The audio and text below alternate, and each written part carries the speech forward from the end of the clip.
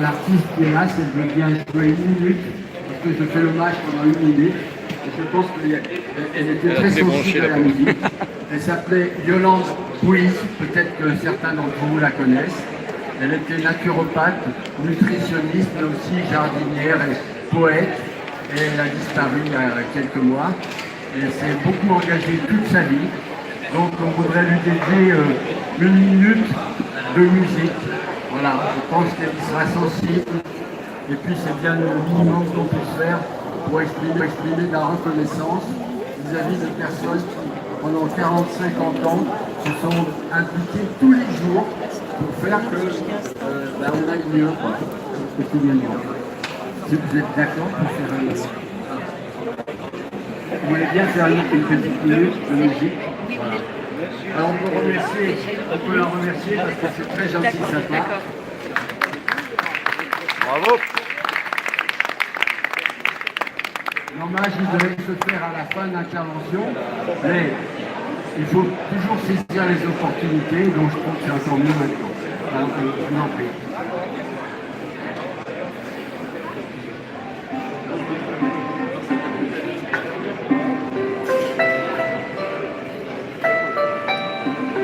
Moi, je me fais l'idée que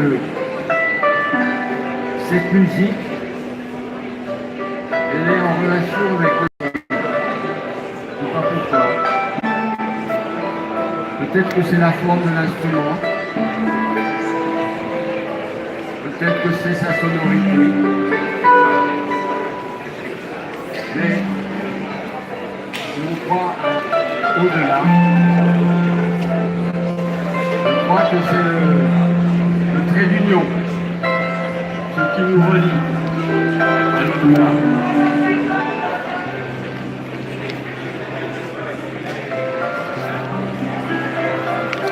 Moi, quand je l'écoute, je suis ailleurs. Alors, je ne saurais pas dire où, mais certainement dans un ailleurs qui est plus paisible, plus calme, plus serein. Peut-être aussi plus humain, comme on aimerait que ce soit. Donc, cette intervention et ces morceaux de musique, c'est le cadeau, le présent. J'aime beaucoup ce mot parce qu'il a un double sens. Il faut vivre le présent comme un présent. Voilà. Alors on va lui dédier.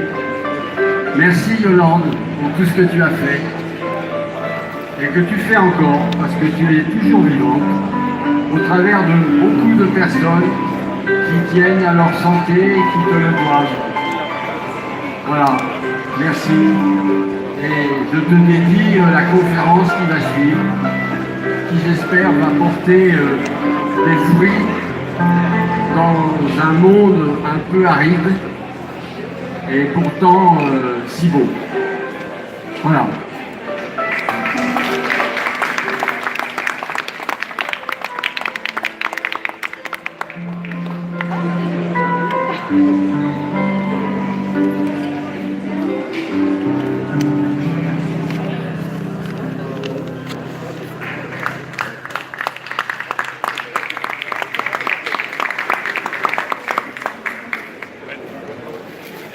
Merci beaucoup.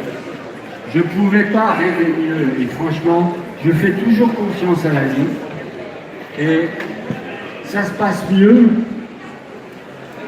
Moins on organise des choses, parfois, mieux elles se déroulent. Et voyez-vous, il y a un parallèle à faire avec, on va dire, l'agriculture par exemple. Moins on intervient, mieux ça vaut. Et comme quoi, il faut rester très modeste. Pas croire que la science apporte des réponses et des solutions à tout, loin de là. C'est peut-être une illusion momentanée, peut-être que ça satisfait une certaine curiosité qu'on peut avoir, légitimement, parce que ce monde est tellement mystérieux que ça nous donne envie d'aller découvrir comment il s'articule, comment il fonctionne. Mais heureusement, Il n'est pas nécessaire d'être ingénieur agronome pour cultiver son jardin. De même qu'il n'est pas nécessaire d'être docteur en médecine pour se soigner. N'est-ce pas? Moi, ça fait 45 ans que je n'ai pas pris un médicament. Oui, ça rime.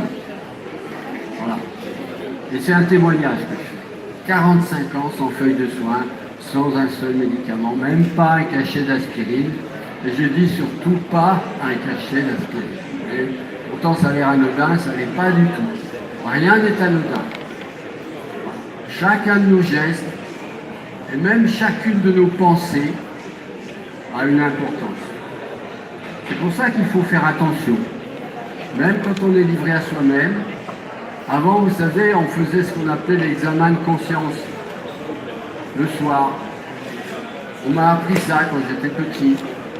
J'ai tout balayé à l'adolescence. Et puis j'y suis revenu, figurez-vous. Et avant de m'endormir, je revois le fil de la journée. Et je me dis, tiens, ouais, ça aurait pu être mieux. Ça, c'était pas mal. Je fais une sorte de petit bilan quotidien. Et ça m'est très utile. Et c'est certainement en grande partie à cause de ça que je suis là devant vous. Parce que je n'ai pas plus vocation que vous à être là. Finalement, je suis devenu un missionnaire. Voilà. Je n'ai pas peur du terme, je pense que c'est ça. Je me suis fait une mission qui est de porter la parole. Et je dis, avec un clin d'œil, que mes conférences, elles sont apocalyptiques. Alors, qu'est-ce que ça veut dire apocalyptique? Ben, c'est un double sens. Il y a le sens que tout le monde connaît, hein, l'apocalypse, c'est-à-dire la fin du monde, la grosse catastrophe. Et quelque part, on n'en est pas si loin, parce que moi je dis que la situation, elle n'est pas grave, elle n'est pas très grave, elle est trop. Voilà. Et ben voilà. Elle est catastrophique, messieurs, dames. C'est ça. Et on vit comme si tout allait à peu près bien, quoi. En tout cas, comme si ça pouvait continuer encore un certain temps, suffisamment longtemps pour nous qui sommes là. Et après, qu'est-ce qui va se passer après? Alors on dit après nous le déluge. Bon, bah c'est peut-être pas après nous, parce qu'aujourd'hui c'était déjà le déluge. Hein. J'étais sur l'autoroute, on voyait plus rien. Hein. Je me suis dit, mais ça y est, c'est le déluge ou pas? Alors je me suis dit, je vais en parler justement. Donc, on a un rôle important à jouer, tous, ici. D'abord, je ne vais pas vous remercier d'être là. Pourquoi? Parce que si vous êtes là, c'est que vous avez de bonnes raisons d'être là. Vous avez compris qu'on allait parler de choses importantes. Par contre, je vais vous féliciter d'être là. Là, vous avez fait un très bon choix. Et vous avez peut-être fait un choix qui va engager votre avenir plus que vous pensez à la minute, là. Parce que je ne vais pas vous lâcher. Et je m'inclus dedans. Je pense que le temps de l'action est arrivé. Vraiment. Vous savez, ça fait des décennies qu'on en parle. Hein. En tout cas, moi, j'ai prêché dans le désert pendant des décennies. On me disait, ouais, la bio, sympa, quoi, cool, marginal pour quelques-uns dans les coins, avec un petit pétard, comme ça, pour agrémenter le tout. Hein. Mais c'est pas avec ça qu'on va nourrir la planète, et c'est pas avec ça qu'on pourra vivre. Hein. Eh bien, figurez-vous que depuis 3 ans, et en tout cas depuis 2010-2011, nous avons eu quoi? Nous avons eu un rapporteur des Nations Unies au droit à l'alimentation qui s'appelle Olivier de Schutter, pour ceux qui le connaissent, qui a fait un rapport déterminant après avoir visité 180 centres sur la planète en agroécologie. Il a dit que non seulement l'agroécologie allait nourrir la planète, mais qu'il n'y aura que l'agroécologie qui pourra nourrir la planète durablement. Il ne faut pas oublier de mettre le mot durablement. Hein, parce que l'agrochimie, ça a fonctionné. Ça a été un choix. Un petit peu d'apprenti sorcier il y a 70 ans. Et puis on a fait le bilan, enfin certains, hélas, pas ceux qui auraient dû le faire en premier, c'est-à-dire les pouvoirs publics, l'État les organisations professionnelles. En 2017, au mois de juillet, j'étais à Bercy. Vous savez, Bercy, il y avait 500 personnes, 4 ministres, premiers ministres, tout le monde était là. Il y a eu 40 personnes qui ont pu parler dans la journée, ça a duré toute la journée. Dont moi, hélas, parce que ça s'est très mal passé. Celui qui donnait la parole, il a voulu me reprendre la parole. Je suis le seul à qui il a voulu reprendre la parole. Et quelqu'un dans la salle s'est levé, il a hurlé, laissez-le parler. Hurler, vous imaginez à Bercy, devant tout le monde, là, comme ça, les caméras de télé, tout. Et pourquoi? Qu'est-ce que j'avais donc dit? Hein? C'est ça qu'il faut savoir. Qu'est-ce que j'ai bien pu dire pour qu'on veuille me couper la parole? Alors, le ministre de l'Agriculture, je reviens, je dis non, monsieur le ministre, vous avez dit que c'était pas la peine de faire le bilan parce que tout le monde sait à peu près où on en est, que maintenant ce qu'il faut, c'est que les choses changent. Alors, je crois qu'il faut justement faire le bilan. Il faut le faire, le bilan, parce qu'il est grave. Et on ne peut pas s'en épargner, parce que sinon on va repartir encore dans une mauvaise direction. On va continuer à saupoudrer, vous savez, on saupoudre. Alors l'agriculture conventionnelle, 70 ans, hein, ça détruit l'environnement, ça empoisonne l'humanité partout, d'accord? Tout le monde est d'accord avec ça. Enfin, quand je dis tout le monde, vous comprenez. Hein? Bon, mais on sait, ça fait son chemin depuis 3 ans. Et comment ça se traduit dans les faits? Parce que on dit qu'on juge l'arbre à ses fruits. J'aime bien. Alors, qu'est-ce qui se passe au milieu agricole aujourd'hui? Une installation sur 2 d'agriculteurs se font en agriculture biologique. Aujourd'hui. Vous saviez? Ah, évidemment, on ne va pas vous le dire. C'est pas ça dont on parle à la télévision ou dans les journaux. On ne va pas jusqu'au bout. On n'est pas dans la cohérence. Et c'est normal parce que nos modèles ne sont pas dans la cohérence.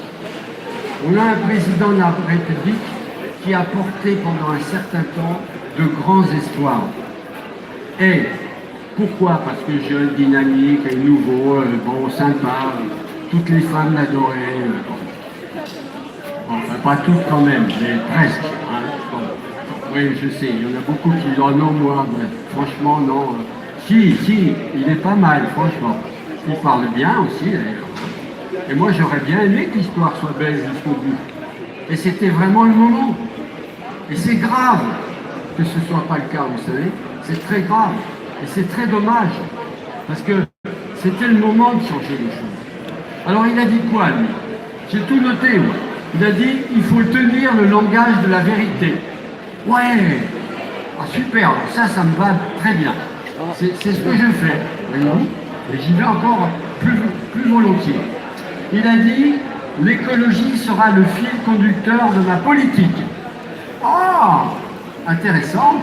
Ah ben, ça a même intéressé Nicolas Hulot, vous avez vu? Il a dit, ah bon? Et il y a été. Et moi, je le remercie. Voilà. Je ne sais pas vous ce que vous faites, mais chacun fait ce qu'il veut. Moi, je lui dis merci. Je l'ai rencontré 2 fois. J'ai parlé avec lui. Il a soutenu une campagne qui est très importante, que nous lançons là, depuis quelques mois, qui s'appelle Oasis Réunion. Voilà, c'est là. Voyez-vous, Oasis Réunion. Et je vais vous le solliciter pour cette campagne. Ce n'est pas de l'argent que je vais vous demander. Mais encore que si vous voulez verser 5 €, vous pourrez sur le site.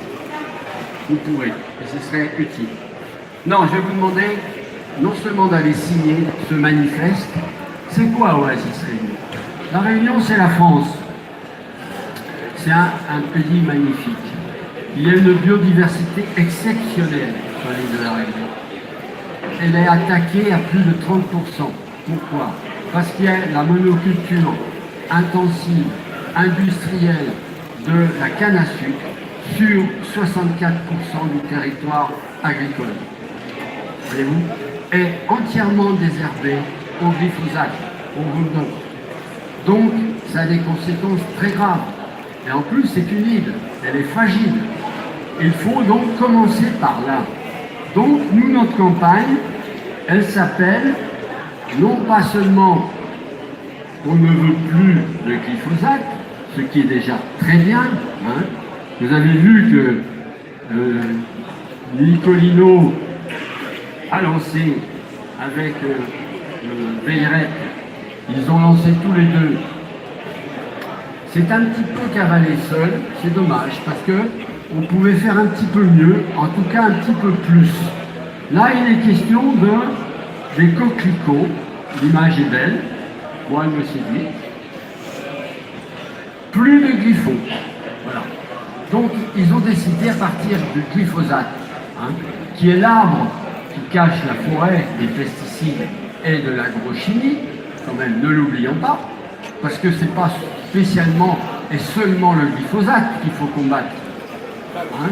Mais étant donné que c'était au centre très médiatisé et que le président de la République, il a aussi dit que la France arrêterait avant l'Europe, qui s'est engagée dans 5 ans, au bout de 3 ans, ou plus tard, ou bien dès que les alternatives seraient trouvées. Alors nous avons fait un communiqué qui s'appelle glyphosate, : très bonne nouvelle, Monsieur le Président, les alternatives existent, 40 000 agriculteurs sur 1,5 million, voire 2 millions d'hectares bientôt, dans toutes les filières agricoles, cultivent sans glyphosate. Alors, est-ce que ça ne veut pas dire que les alternatives existent? Franchement, comment peut-on tenir un langage comme ça, crédible? Est-ce qu'on est dans la cohérence? Mais on est dans le pays qui, en 2014, a interdit enfin la culture des OGM, après moult moratoires, qui ont tous été cassés, vous savez. Enfin, en 2014, on a voté contre la culture des OGM. Bravo! Mais, parce qu'il y a toujours un grand mais, vous savez, alors on ne les cultive pas en France, mais on les importe massivement. Et ça, on n'en parle pas. 4 millions de tonnes de tourteaux de soja importés chaque année, qui nourrissent combien d'animaux sur 10 à votre avis? 5, 4, 2, 1, 6, 7, 8, 9. Eh oui, messieurs, dames, en France, aujourd'hui, 9 animaux sur 10 sont nourris avec les OGM. Il faut le savoir. Hein. Personne ne le sait. Et nous, qu'est-ce qu'on fait depuis 2013? On dit merci à Gilles-Éric Serralini, qui est un scientifique, qui, pendant 4 ans, a travaillé dans l'ombre, a réuni 2 300 000 € de fonds privés, et dans le plus grand des secrets, il a fait une étude sur les OGM et aussi sur les pesticides.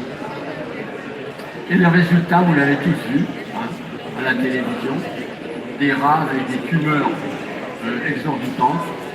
Et depuis lors, on se préoccupe de cette question, vraiment.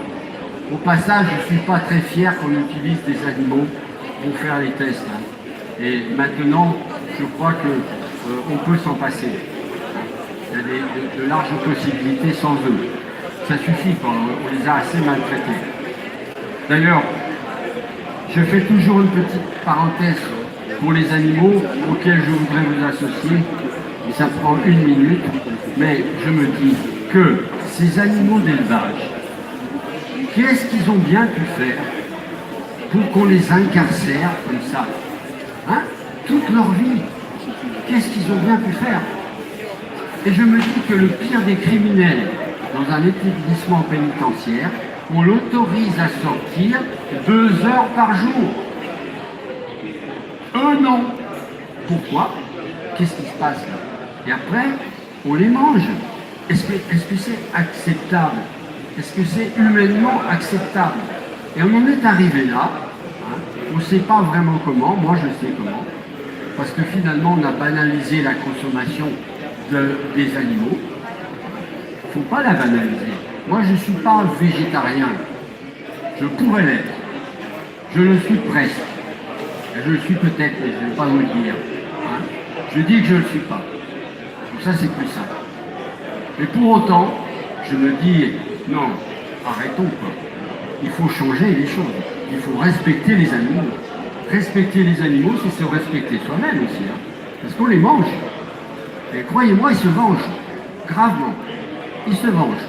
Hein. Quand vous pensez qu'une poule, elle a un espace comme ça pour vivre toute sa vie, ça, voilà, elle vit sur ça.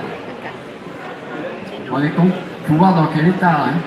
Et les cochons, les porcs, vous savez que c'est très intelligent. C'est très intelligent. C'est autant qu'un chien. Et regardez-les, ils vous regardent aussi. Les sangliers, moi j'ai des qui viennent, je les côtoie un peu, tout ça, bon, ils font des dégâts, mais par contre, bon, voilà. Donc, les animaux, messieurs, dames, réfléchissons, consommons moins, consommons mieux, soyons exigeants si on en mange. Et avant, pourquoi on en mangeait moins? Facile, il y avait un facteur limitant. Vous vouliez manger une poule? D'accord. Bon. Qui c'est qui a déjà tué une poule ici? Qui a tué une poule? Vous pourriez le faire. Oui. Bon, qui d'autre? Qui c'est qui mange les poules? Allez, soyez courageux. Levez le bras. Ah, il y en a beaucoup plus.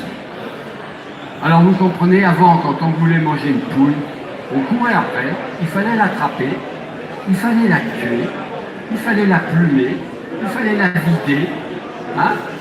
Et puis après, il fallait la faire cuire, évidemment.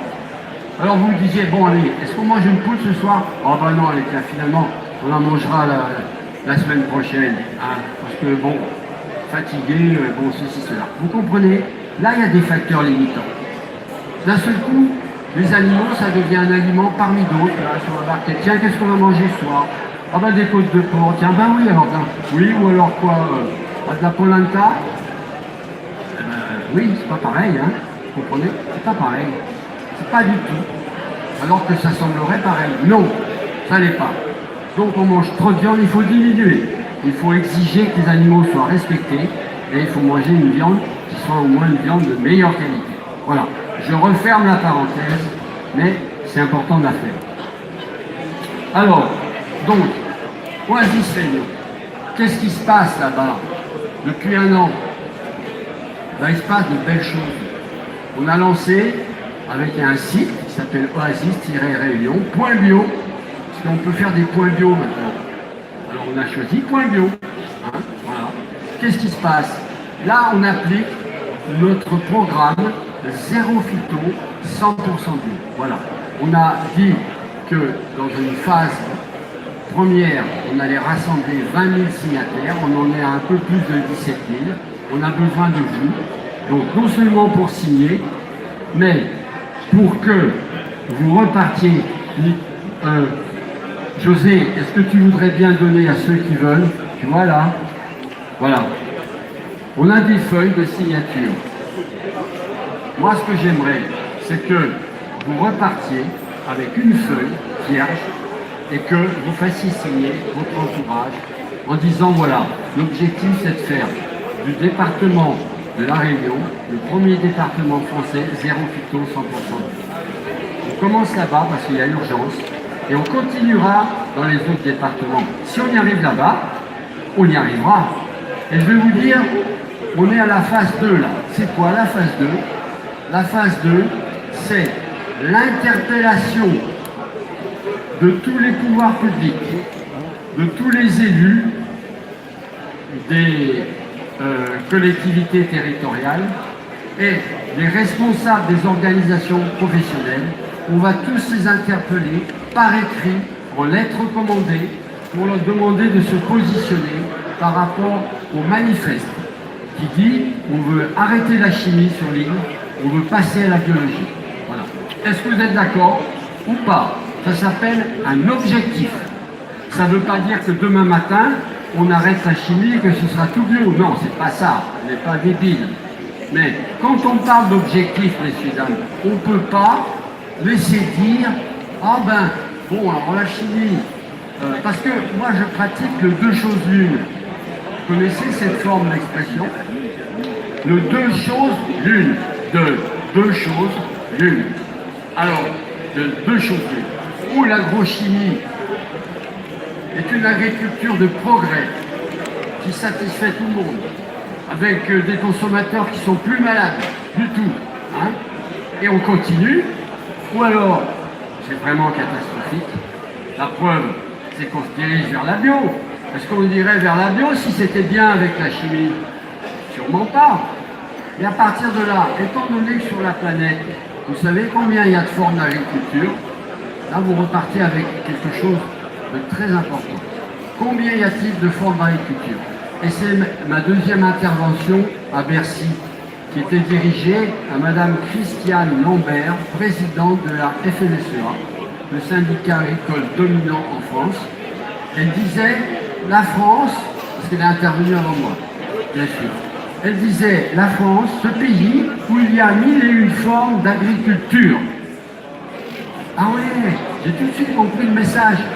Ça veut dire que la bio, ben, c'est une forme parmi les milliers, alors s'il vous plaît, ne gonflez pas trop avec la bio. Hein, bon, on veut bien vous tolérer, mais pas plus. Alors je lui ai dit, non madame, la France, c'est pas un pays où il y a 1001 formes d'agriculture. Il n'y en a que deux de formes d'agriculture. C'est simple, hein? Par contre, il peut y avoir 1001 terroirs. Oui, d'accord, ça c'est vrai. Mais pas forme d'agriculture. Deux, agrochimie qui nourrit les plantes en direct avec des composés solubles, NPK, hein, voilà, bon. Et agrobiologie qui nourrit le sol. Et le sol, il nourrit la plante. Ah, c'est pas tout à fait pareil, hein. Il y a une étape supplémentaire. Mais ça change tout. Vous comprenez? Ça change tout. Le problème, il n'est pas tellement et seulement parce que les aliments chimiques ont des éléments indésirables en plus. Il n'est pas seulement là le problème. Il est aussi parce qu'ils ont des éléments vitaux indispensables en moins. Ça, on n'en parle pas. On focalise sur le glyphosate. C'est l'arbre qui cache la forêt, vraiment. Le problème, il est de transformer l'agriculture en profondeur et rediriger la puissance publique, les fonds publics pour cette transformation. Voilà. Les agriculteurs en conventionnel, en chimie, sont en grave difficulté. Ils sont exposés en première ligne aux maladies. Hein. Vous avez vu la condamnation enfin de Monsanto en Californie. Alors on dira oui, ils font appel. Bien sûr, ils vont faire des années de procédure. Pour autant, ils ont été condamnés pour la première fois. Ça fait le tour de la planète. Et vous savez combien ils ont perdu? Ils ont perdu 20 milliards de dollars avec cette condamnation. 20 milliards de dollars d'un seul coup. Hein? C'est pas rien. Donc, ils vont commencer à réfléchir autrement. Et pourquoi? Ben, à cause de nous, tous. Voilà. C'est nous qui pouvons changer l'agriculture et l'alimentation. N'attendons rien de personne d'autre si on n'est pas capable, nous, de se mobiliser et d'agir. Par contre, si on le fait, on va entraîner la puissance publique avec les fonds publics à les investir dans le choix que nous aurons fait. Donc ça, c'est la phase numéro 2. On interpelle tout le monde par écrit, ce qui n'a jamais été fait. Parce que quand ils parlent, ils disent « ouais, c'est bien », ils sont pour l'agroécologie, tous. Mais est-ce qu'ils sont prêts à agir? Est-ce qu'ils sont prêts à faire des choix politiques? Il n'y a pas de choix politique autour de l'agriculture biologique. Pourquoi elle se développe? Parce qu'il y a une demande des consommateurs qui commencent à prendre conscience. Le marché est porteur. D'un seul coup, ça intéresse tout le monde. Imaginez-vous, j'y suis 12 heures par jour. J'essaye de comprendre, de décortiquer ce qui se passe. C'est grave, parce qu'on n'est pas déjà arrivé à consommer bio, que déjà la bio, elle est dévoyée. Hein, on va dire, il y a la bio éthique, celle qu'on veut, à petite échelle, paysanne, locale, en direct avec le producteur. Hein. Un lien fort, producteur-consommateur. Voilà, c'est indispensable. C'est ça qu'on veut. Durable, une autre société avec un autre mode de consommation. Eh bien, dans le même temps, non. Qu'est-ce qui se passe? il se passe le bio-business. Déjà, la grande distribution, hein, l'agro-industrie investit massivement. Ils font des prises de participation, voire ils prennent le pouvoir dans les sociétés aujourd'hui. Regardez Carrefour. Vous savez combien ils font de chiffres avec la bio déjà? Ils font 1,2 milliard par an. 1,2 milliard. Et ça, c'est rien. Moi, je connais leur projet de développement. Dans les 4 ans qui viennent, ils veulent passer à 5 milliards. 5 milliards. Voilà. Vous comprenez? Or, pourquoi c'est un problème? C'est un problème parce que quand on veut changer les choses, il faut changer les modes de faire valoir, les modes de distribution et les modes de consommation. C'est ça, il y a une vraie alternative, c'est ce qu'on appelle la transition écologique et plus spécialement transition agroécologique. C'est ça, transformation en profondeur. Moi je ne fais pas confiance à la grande distribution. Je vois comment ils traitent leur personnel. C'est le bagne, c'est le rendement à tout prix, c'est le profit prioritaire. Ce sont des sociétés anonymes. Derrière, il y a des actionnaires. Ils ne jouent pas aux billes. Ils veulent jouer avec du pognon. Hein? Le nôtre. Vous savez, le fameux, vous avez entendu parler, le bénéfice-risque, là, dont on nous parle tout le temps. Allez, on va lancer un produit ou un truc et ben, on va essayer de savoir le bénéfice-risque. Moi, je le traduis, moi, direct. Les bénéfices, c'est pour qui? C'est pour eux. Hein? Et les risques, ils sont pour qui les risques? Eh bien pour nous, voilà. Vous avez compris? Hein, là c'est mieux, là, on comprend mieux, là. Là on voit de quoi il s'agit. Donc, c'est au détriment de tous et au profit de quelques-uns. Voilà. C'est ça le fonctionnement actuel de la société. Il faut juste qu'on l'inverse. D'un seul coup, ce serait quand même plus équitable, non? Et vous savez, c'est un problème planétaire. Quel est le droit de l'homme le plus bafoué de la planète? Allez, je vous offre... qu'est-ce que je vous offre? Je vous offre un petit fascicule à 1 €. Celui qui me le dit, je lui offre. Allez, soyons fous. Voilà, 1 €, messieurs, dames. D'ailleurs, vous pouvez en partir avec si vous avez 1 €, vous pouvez partir avec. La bio en question. 25 bonnes raisons de devenir bioconsommateur. Allez, j'offre à celui qui dit quel est le droit de l'homme le plus bafoué de la planète. La liberté de choisir. La liberté de choisir. La liberté de choisir. Allez, on n'en est pas loin, mais vous avez fait l'effort de répondre. On vous l'offre. Mais c'est pas ça. Le droit le plus bafoué, c'est le droit à l'alimentation. Tous les pays ont signé et se doivent de faire en sorte que sur leur territoire, personne ne meurt de faim. On en est très loin. Or, c'est la première chose. Chacun doit pouvoir manger quand même. Vous savez bien qu'il y a des émeutes de la faim. Vous savez bien que les gens, s'ils n'ont plus à manger, ils ne vont pas rester à mourir, ils vont partir ailleurs. Et où? Là où il semblerait qu'il y ait de la nourriture. Ce qui est illusoire d'ailleurs. Parce que nous ici, on croit qu'on baigne dans l'abondance. Mais c'est un colosse au pied d'argile, messieurs dames. 3 jours de fonctionnement dans la grande distribution. Là, on va acheter majoritairement notre alimentation. 3 jours. Un embargo énergétique, boum, c'est fini. Est-ce que c'est raisonnable? Est-ce qu'il ne faut pas revoir l'autonomie alimentaire qui se fait avec la bio? Tiens, c'est curieux. L'agriculture biologique n'a que des externalités positives. Alors, allons-y. C'est pas du 20%, messieurs, dames, les objectifs. C'est pas du 25, c'est pas du 50. Ça ne peut être que du 100%. Voilà. L'objectif, on parle d'objectif, il faut qu'on se mette d'accord sur ça. Soyons exigeants là-dessus. C'est pour ça que cette campagne que je soutiens, parce qu'elle va dans la bonne direction. Elle dit arrêtons avec le glyphosate. On veut des coquelicots. D'accord. Mais c'est que la moitié du chemin. Il parle des pesticides, il y a le reste. Tous les engrais chimiques, les intrants, la pratique industrialisée de l'agriculture qui ne pourra jamais être industrialisée. L'agriculture ne peut pas s'industrialiser. Si vous avez déjà été cultivé ou vous connaissez des agriculteurs, vous voyez que ce n'est pas possible. Ça s'appelle contre-nature. Ce sont des pratiques contre-nature. Et vous savez, ça ne dure jamais longtemps. Ça a déjà duré 70 ans, mais à quel dégât?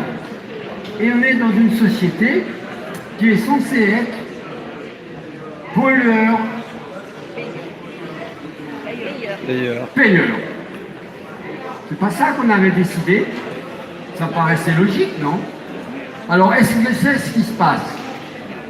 On va regarder une minute. Non seulement c'est pas ce qui se passe, c'est pollueur payé. Voilà. Ça veut dire qu'aujourd'hui, nous payons ceux qui polluent au lieu de leur demander d'arrêter de polluer. Les fonds européens sont distribués massivement à ceux qui polluent à grande échelle. On leur donne de l'argent pour continuer. Et les pollués, eux, eh bien, ils sont payeurs. Voilà. C'est pollueur payé et pollué payeur. Voilà. C'est ça la réalité. Est-ce que vous l'entendez, ça? Est-ce qu'on parle comme ça? Monsieur le Président, tenir le langage de la vérité, nous y sommes. Nous y sommes. Voilà. Est-ce que vous croyez que ça peut continuer? Vous savez combien il y a de nouveaux cas de cancer et de maladies d'Alzheimer par jour, actuellement? Je vais vous le dire. 1000 nouveaux cas de cancer tous les jours. 1000 nouveaux cas de maladie d'Alzheimer tous les jours. Vous savez ce que c'est, Alzheimer? Le cancer, bon, ben, c'est pas la joie, mais ça se gère à peu près. Hein? Mais Alzheimer, quand le père ne reconnaît pas ses enfants, quel traumatisme! C'est horrible. Et c'est ruineux. Il faut une personne pour s'occuper d'un malade d'Alzheimer, théoriquement. Hein? Et les cancers, 1000 nouveaux cas, à tous les âges, c'est nouveau ça. Combien ça coûte un cancer? Allez, j'offre encore un livret.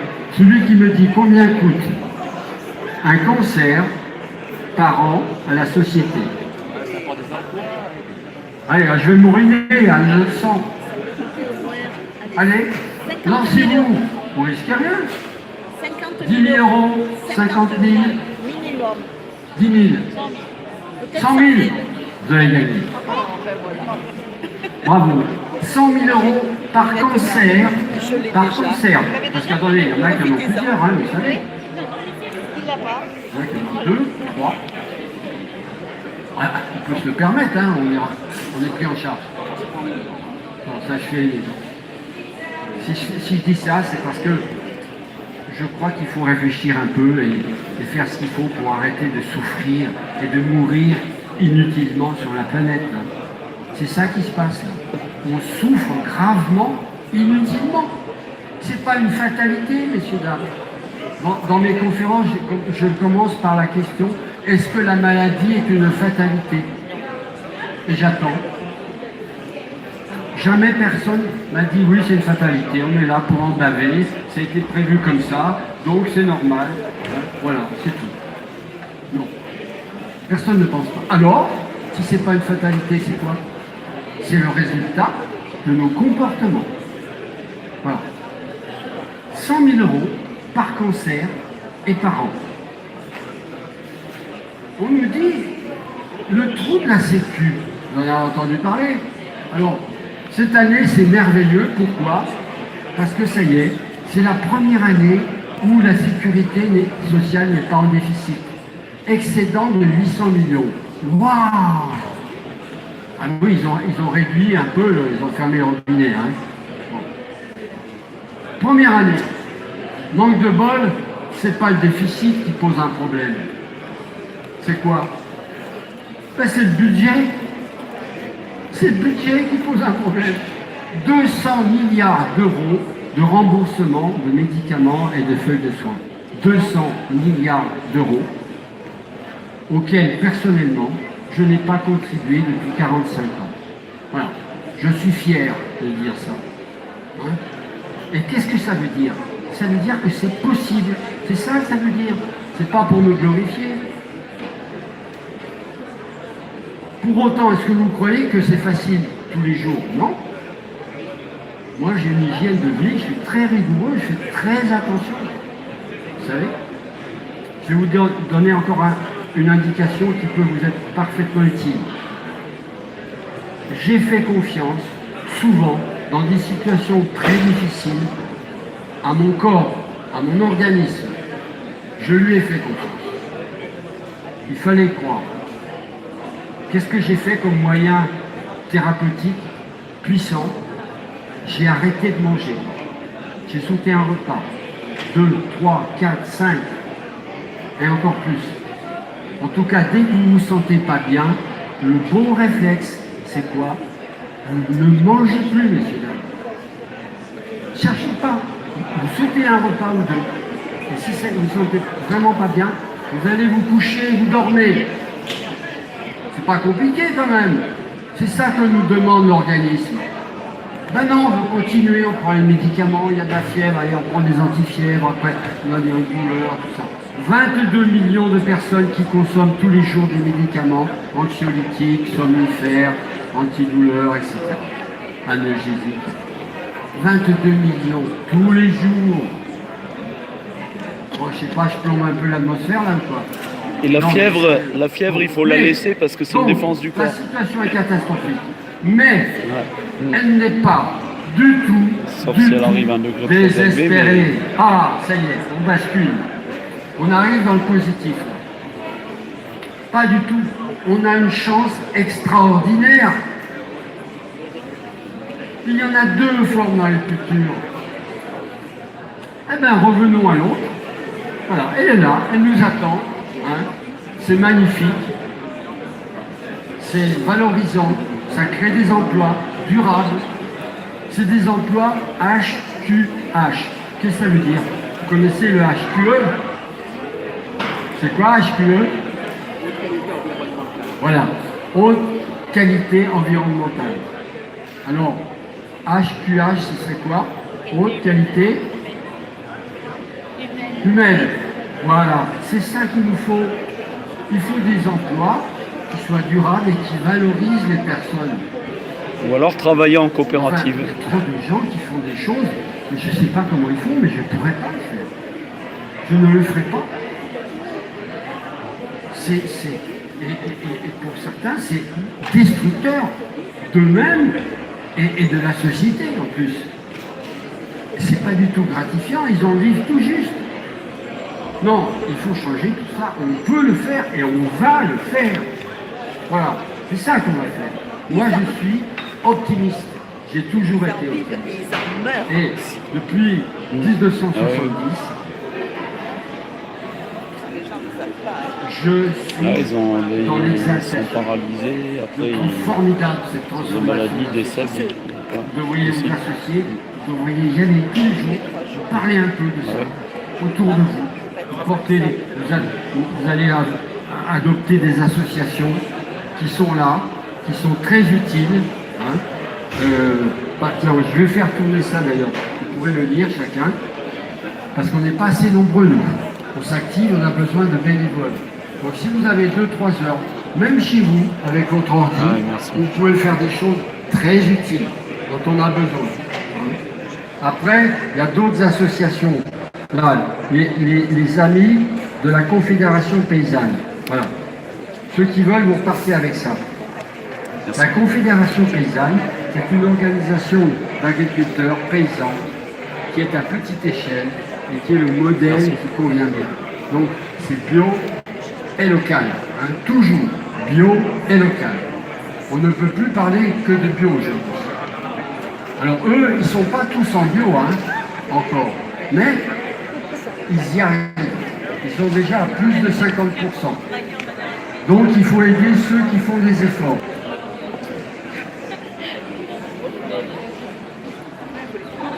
Quel est le chiffre de la bio aujourd'hui?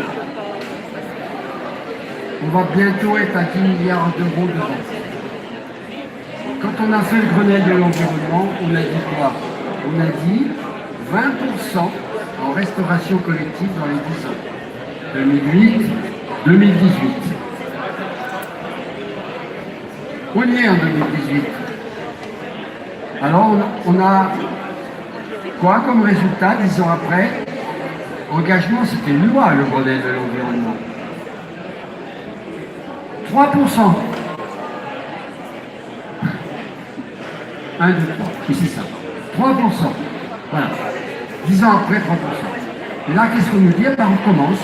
20%, 50%, dont 20%. Alors déjà, là, les gens, ils ne comprennent plus. Est-ce que c'est 50% de quoi? Comment? Mais ça, c'est fait exprès. Parce qu'on dit oui, 50%. Alors, il y a des journaux qui disent 50% en bio. Non, non, non. 20% sur les 50%. Les autres, c'est de qualité. Oui. Les 10 milliards, ça représente quel pourcentage par rapport à la consommation totale? Ah, On n'a pas entendu la question. oui, alors, ça représente à peine 1% actuellement. Vous voyez? Le reste est puissant. Hein. La grande distribution est en train de s'organiser avec des réseaux parallèles de produits exclusivement bio. Vous savez ce qu'ils font? Parce qu'ils ont un gros problème en ce moment, c'est les hypermarchés. Ils n'arrivent plus à tourner parce qu'il n'y a plus assez de monde. Parce qu'ils ont fait les gens vont plus dans la proximité. Du coup, ils ont des problèmes. Alors, qu'est-ce qu'ils font? Ils ont une formule qui s'appelle Shop in Shop. Ça veut dire un magasin dans un magasin.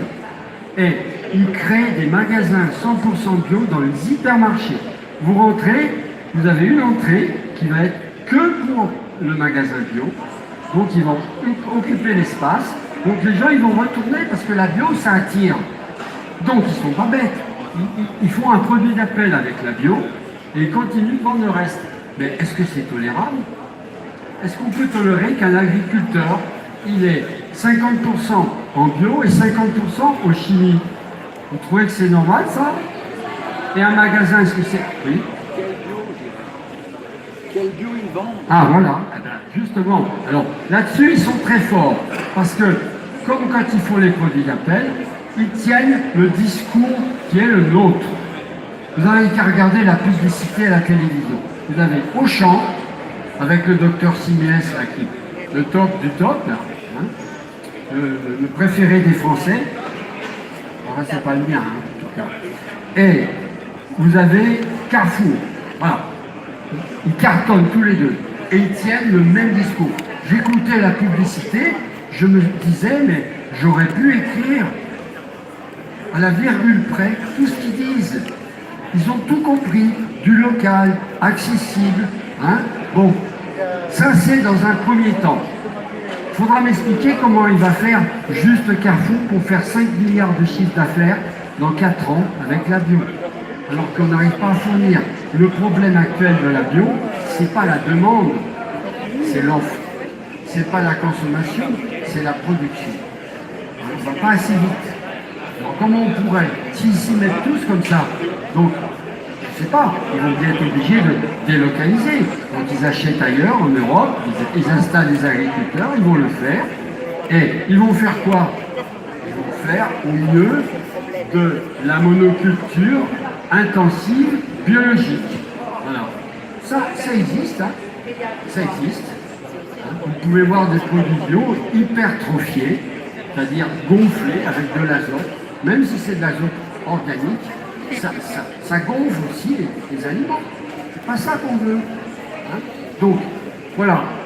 Et ce qu'il faut, c'est agir ensemble. Et ça, c'est très important. Est-ce que vous pouvez me dire l'heure? Parce que je ne sais pas où j'en suis. 13h02. 13 heures. Voilà. Il nous reste encore 5 minutes. Donc 5 minutes, ça va nous servir à faire une conclusion. Vous savez, il y a un peu partout autour de vous des agriculteurs qui sont dans l'éthique. Donc vous savez qu'ils font le mieux possible, qu'ils sont vraiment sincères dans leur démarche. Il faut les soutenir. Il faut acheter leurs produits, faire acheter leurs produits. Il faut aller là où il y a des agriculteurs qui font des tables paysannes pour manger. Il y en a de plus en plus, ça y est, c'est parti. Moi, je vais régulièrement dans une table paysanne dans le Var où je suis. Vous savez, le Var, vous savez combien il y a d'agriculteurs bio dans le Var? Il y en a plus de 600. C'est dingue, hein? Plus de 600. Et on est à 22% de l'espace agricole utile en bio. Donc vous voyez que c'est possible, oui. C'est-à-dire que c'est à Aubagne, enfin juste à côté, qu'il y a eu la première abat. Oui, c'est à Hollywood, je crois. Ouais, Oui, ça s'appelle, je les connais très bien. Il s'appelle Daniel William. Oui, Je voudrais dire aussi 2 mots sur le bétonnage. Les Oui, terres alors, agricoles qui disparaissent, absolument. c'est une honte. Vous avez raison, parce que, effectivement, Madame me dit, parlez un petit peu du bétonnage. Alors, je vais défiler mes panneaux vite fait, et je vais en parler. Voilà, mon discours, il est apocalyptique. Je ne vous ai pas dit quel est le deuxième sens du mot apocalyptique. C'est quoi? Révéler ce qui est caché. Voilà. Mais le deuxième mot, c'est révéler ce qui est caché. Ouais, je voudrais rappeler rapidement que, en parlant de bétonnage, c'est il y a 3 ans, pendant un festival du film, pendant le festival du livre de Montsartou en 2015, souvenez-vous. Ils n'entendent pas. Ouais. Je vais t'appeler quand je Ouais. en parle. Tu vas venir le dire. Bon, moi, dans mes conférences, j'arrive et je fais ça. C'est visuel, hein? J'utilise le visuel parce qu'on mémorise mieux. Alors, stop à quoi? Parce que quand on voit un panneau stop, on fait quoi? Moi, non. On s'arrête. Ah, Bernard, Hein? On s'arrête. C'est ça? C'est compréhensible. Alors, on s'arrête. Alors, stop. Stop à quoi? Voilà. moi je suis pas d'accord avec... L'agrochimie industrielle de synthèse. Voilà. Hein, c'est clair. C'est tout. Toute l'agriculture. Donc, il nous faut faire de la résistance et de la mobilisation ensemble aujourd'hui, les deux, parce que ça détruit, donc il faut résister, et il faut se mobiliser pour changer les choses. Hein. Voilà. Et je dis, par contre, en avant, hein, tous ensemble, en avant, avec quoi? Eh bien, oui, voilà, avec 100% bio et local. Pourquoi? Parce que c'est... Voilà. Le slogan au niveau national, il dit quoi? Il dit bio et local, c'est idéal. Mais moi, je trouve que c'est plus suffisant. Moi, je dis c'est vital. C'est devenu vital. Donc, il faut avoir ces chiffres, ces mots dans la tête. Hein. Donc, c'est le zéro phyto, 100% bio. Voilà. Il faut tous parler de ça. C'est ça qu'on veut aujourd'hui. Le plus vite possible. Nous, on ne veut pas qu'on me dise 2020, 2022, 2000. Non, non, on ne tient jamais, on ne respecte pas. Nous, c'est faisons un objectif de ça et allons-y le plus vite possible avec les moyens de la puissance publique. Là, je vous parlais de Nicolas Hulot tout à l'heure. Voilà, j'étais avec lui, il est venu dans le Var. Je l'ai vu à Bercy aussi. Bon, il est parti, mais il soutient Oasis Réunion. Donc c'est qu'il a bien compris quelque chose. Hein. Alors, l'avenir de la planète est le nôtre. Il est entre nos... Vous vous rendez compte? C'est une vraie responsabilité, ça, non? Hein? C'est la nôtre. Voilà. Donc, ça c'est le manifeste, vous le lirez, d'Oasis Réunion. Il est très clair. Lisez-le, c'est important, vous allez sur le site. Et puis, la phase 3,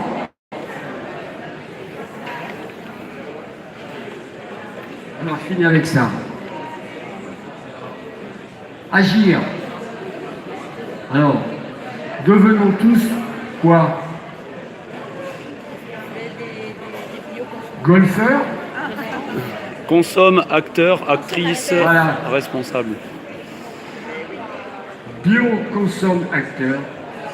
Bio coopère acteur. Chaque fois que vous voyez un magasin en coopérative, allez-y. C'est une voix, un homme. Oui. Oui. Où ça? À Grasse. Une coopérative citoyenne installée à Grasse, comment s'appelle-t-elle? Coop la Meute. Bien regarder quelle coopérative ici. Absolument. Les coopératives agricoles, Oui. ils défendent Oui. leurs paysans. Hein. Non, c'est des coopératives de consommateurs, ça s'appelle. Voilà. C'est à Grasse. Hein? Voilà. Bio, coopère, acteur. C'est un nouveau mot qu'on lance parce qu'on pense qu'aujourd'hui, le temps de la coopération il est arrivé. Vraiment. Tout le monde doit coopérer. Donc c'est un nouveau mot. Vous voyez qu'on bouge. Hein? Ça, c'est plutôt rassurant, quoi. Et la phase 3, alors, je cherche parce que j'ai un document.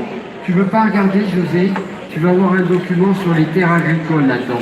Tu les prends les uns après les autres. Tu verras, il est écrit en gros en vert. Oh, il y a du rouge dedans. Non, non, c'est pas ça. Tu vas le trouver. Voilà, on a cette petite affiche là. Chaque mot compte, agir ensemble pour une agriculture paysanne, bio et locale. Paysanne, c'est l'échelle. Hein. De diversité, de saisonnalité, de qualité contrôlée. C'est très important, parce qu'il y a un contrat de confiance. Hein. C'est facile de dire que c'est bio, mais il faut que ça soit vraiment. Hein. Éthique, équitable, solidaire. Ça veut dire quoi? Il faut payer le prix, le juste prix. Ne discutons pas le prix des agriculteurs qui font bien leur métier. Par contre, nous mangeons moins si on manque de moyens, parce qu'on mange toujours trop. Moi, j'en suis arrivé à faire plus que un repas par jour. Si Et on- je me porte de mieux en mieux. Vous vous rendez compte? Si on est Ouais, végétarien ou c'est végétalien, on encore, économise on a encore plus. Bon, vous ne me croyez pas, hein. Non, j'ai un peu plus. Et je suis dans un domaine magnifique, voilà, qui est dans le Var, 25 000 mètres carrés, où j'ai fait de l'agriculture organique là, pendant des années. Et je vais vous montrer deux images. Vous voyez, ça c'est une coupe de sol. Vous allez la faire tourner. Vous voyez, qu'est-ce qu'il y a dans le sol? Un sol doit toujours être couvert. Voilà encore une chose qu'il faut que vous marquiez dans votre esprit. Toujours. En agriculture, le sol doit toujours être couvert. Regardez, vous voyez les racines? Quand il pleut, l'eau pénètre là et ne ruisselle pas. Moi, il y a mon téléphone qui bip et on me dit « Attention, alerte orange, il va pleuvoir ». Ah bon? Mais avant, moi, il pleuvait, il n'y avait pas d'alerte orange. C'est quoi le problème? Ben, on a tellement bétonné, hein, on a tellement artificialisé, voilà, les terres, hein, et que maintenant l'agriculture désertifie les sols, il n'y a plus de vie dans les sols. L'eau, elle fait quoi? Elle ruisselle en surface, elle va se joindre à tout le reste, et ça y est, on est en débordement, quoi, hein. Alors, un sol, moi je faisais de la vigne, ben, je faisais de ce qu'on appelle la culture d'engrais vert. Pendant la saison hivernale, je semais de la févrole et de l'orge associées, et ça fertilisait en même temps. C'est très important. Voilà. Et mon voisin, lui, voilà, c'est son champ actuellement. Vous regarderez. Désherbant total. Il n'y a plus un brin de vie, plus un brin d'herbe nulle part. Ça, c'est mon voisin. Et moi, pendant ce temps, mon terrain, ben, il a donc de l'engrais vert, comme je vous ai montré là tout à l'heure. Et qu'est-ce qui se passe au sol? Voilà, on y est dans l'engrais vert. Vous voyez, lui, avec le Mistral, qu'est-ce qui reste sur son terrain? Même les feuilles ont disparu. Il n'y a rien du tout. Et là, dans mon terrain, il y a l'engrais vert. Toutes les feuilles, ça représente 500 kg de matière organique. Elles sont où les feuilles? Ben, elles tombent dans l'engrais vert et elles vont enrichir le sol. Vous voyez, quand la nature, c'est ça. Notre modèle, c'est quoi? C'est la forêt. C'est la forêt. On n'intervient pas dans la forêt. Vous avez vu comment c'est en équilibre? La plus grande production végétale de la planète, c'est la forêt. Hein. Alors, la phase 3, je voulais en arriver là et on finit avec ça.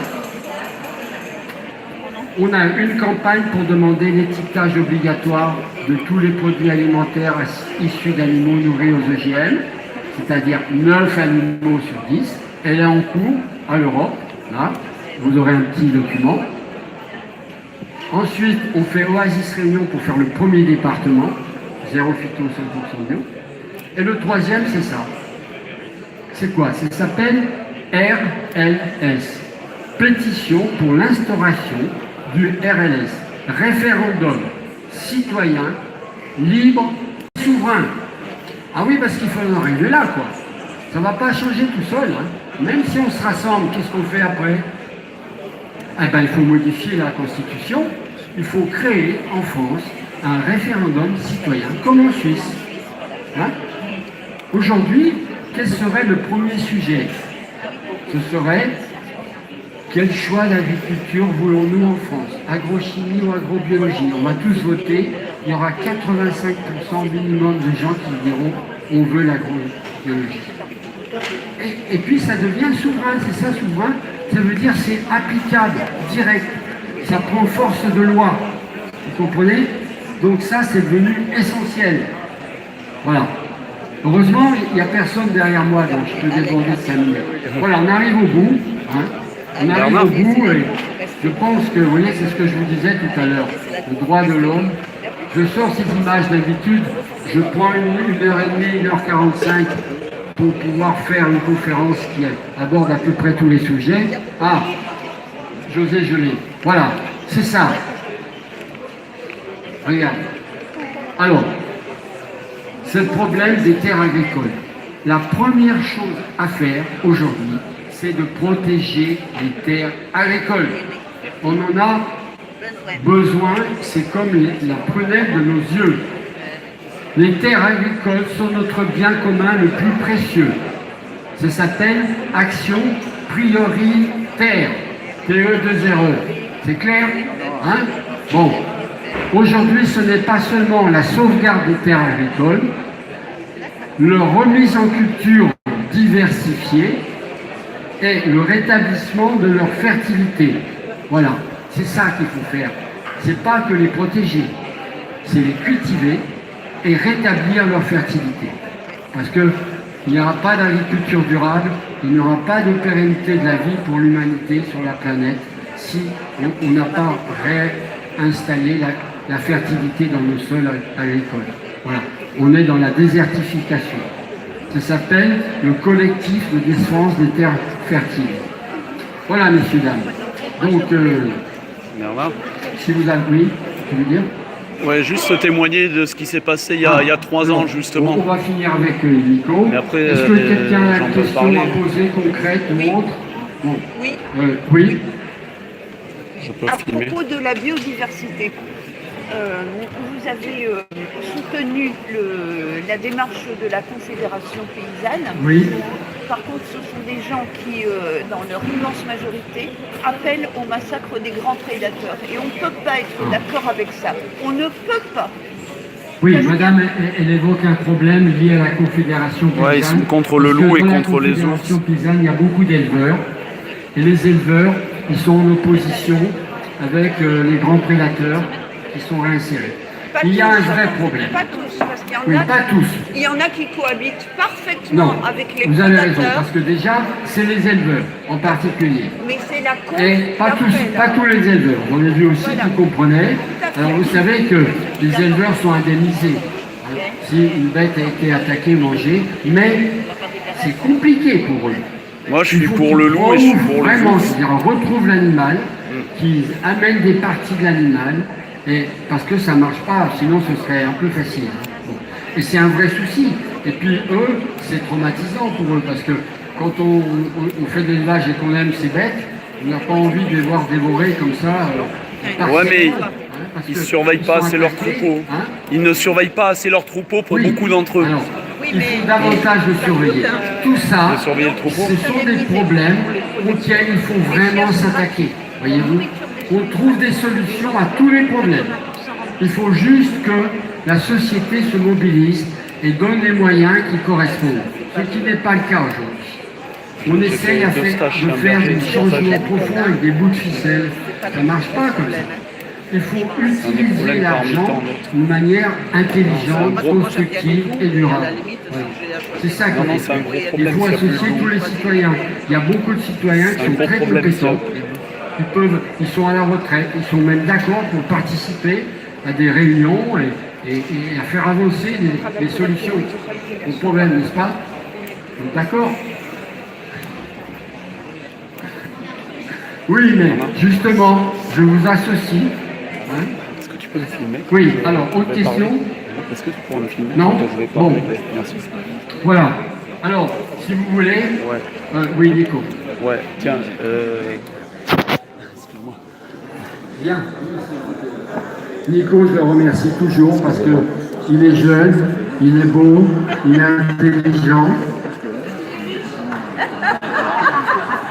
Ah, voilà. Tu vois, ça... Ah, attends, elle vient t'interpeller avant de dire ça. Oui, il a un faux chien. Bon, t'as vu, les femmes, elles sont insatiables. Tu leur donnes 3 points, elles en veulent la 4e, direct. Et l'argent, c'est pas le dernier. Hein. Oui, bonjour messieurs, dames, je vais intervenir rapidement pour compléter ce qu'a dit Bernard par rapport à... Vous avez sans doute pour la plupart d'entre vous vécu il y a exactement 3 ans. C'était pendant le Festival du Livre qu'il y a eu une tempête abominable ici, un déluge, des pluies diluviennes, peut-être dû au réchauffement climatique déjà d'ailleurs, qui ont fait 21 morts. Alors, ayant une grosse pensée pour les victimes et leurs proches, encore aujourd'hui. Et je peux témoigner, j'aurais dû rester à Montsartou, mais j'ai voulu partir, pensant bien faire, et je me suis retrouvé au milieu du déluge. Entre ici, Cannes et Valoris, j'ai dû faire des détours pour rentrer chez moi à ce moment-là. J'ai même pas eu le temps d'avoir véritablement peur, tellement je devais rester concentré pour tout simplement pour ma survie. Peut-être que vous l'avez vécu aussi à ce moment-là. J'étais sur la route et c'était en octobre, il restait 29 prières, 4 vers, 3 octobre 2015, Jérusalem. Voilà. Et ouais. Voilà, merci d'appuyer le témoignage. Et donc, du coup, tout ça, on appelle ça catastrophe naturelle. Ce n'est pas une catastrophe naturelle. Moi, finalement, j'ai survécu parce que je suis vite parti sur les hauteurs. J'aurais été quelqu'un qui ne connaissait pas la région, j'y serais peut-être passé. Mais du coup, ce n'est pas une catastrophe naturelle parce que, en fait, c'est dû au surbétonnage. L'eau était enfermée, n'a nulle part où aller. Et on a dit, il faut faire quelque chose, on va faire quelque chose, mais 3 ans après, baladez-vous dans la région, il y a toujours autant de bétonnage, concrètement. Je suis désolé de le dire, mais il faut dire les choses, il n'y a rien qui a été fait. Et du coup, il n'y a plus assez de place pour l'agriculture, il n'y a plus assez de place pour que l'eau circule. Les politiciens dans leur ensemble, alors Montsartou c'est une exception, mais dans l'ensemble, les politiciens, les politiciennes ne font rien, donc c'est à nous à faire. Et dans nos vies de tous les jours, c'est ce que j'ai décidé dans ma vie perso, à ma petite échelle, faisons, recréons des lieux, achetons en coopérative, occupons des lieux, créons des ZAD aussi, parce que la terre entière est une zone à défendre. Voilà, je voulais faire cette petite parenthèse, merci, et puis merci vous toutes et vous tous, merci Bernard.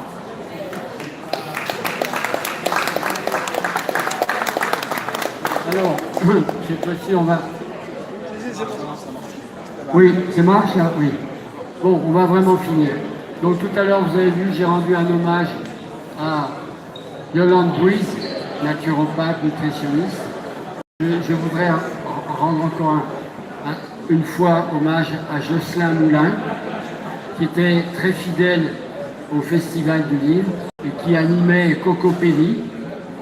Cocopédie, c'est un centre de reproduction de semences et leur stand se trouve dans l'espace citoyen, vous pouvez aller les voir. Vous pourrez signer la campagne sur place d'ailleurs, ils relaient notre campagne. Et ici même, on a fait un hommage qui lui était destiné l'année dernière, en musique aussi. Donc je fais un petit rappel pour José. Voilà, messieurs, dames, merci. Nos chemins se sont croisés, c'est pas par hasard. Et je pense que vous devez vous investir un petit peu plus, tous. On doit tous investir un petit peu plus. C'est à nous de réfléchir, mais cette campagne est l'occasion de le faire. Vous avez pris des feuilles, j'espère, mais vous pouvez aller en imprimer d'autres sur le site. Et surtout, ne l'oubliez pas dans un coin. Surtout, hein. Avant, vous savez, on ne distribuait pas des feuilles. On distribuait des mini-tracts, je vais vous en passer. Et les gens partaient avec et on leur disait, vous allez signer. Vous savez combien il y en a qui signaient? Sur 10 personnes, il y en a une qui signait. Et pourtant, elles avaient toute l'intention de le faire. Vous comprenez? C'est ça le problème. Hein? Voilà. Bon, merci beaucoup. Et peut-être à l'année prochaine, je remercie le festival qui nous donne la parole chaque année et donc qui s'investit beaucoup à tous les niveaux. Voilà. Merci. À bientôt. J'arrête. Merci. Voulez-vous arrêter? Merci beaucoup.